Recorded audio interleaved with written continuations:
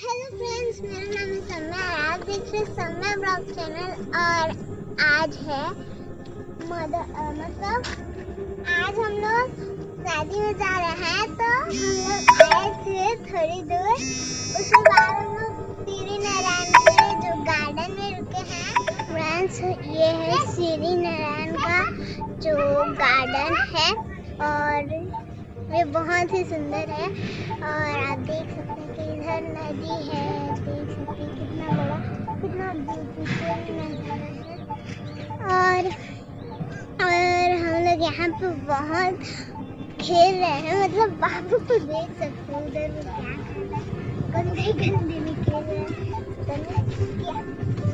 अपने कपड़े को गंदा कर डाला, भाग रहे हैं, भागने दो उसको, भागने दो।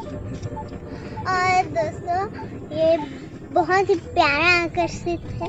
उधर मम्मा बैठी है।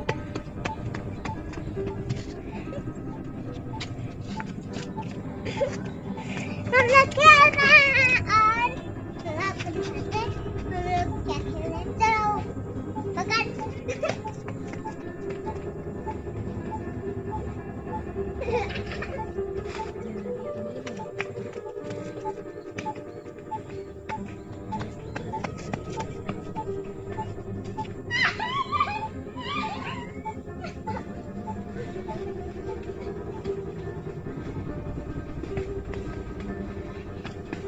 भाई बहुत तेज है।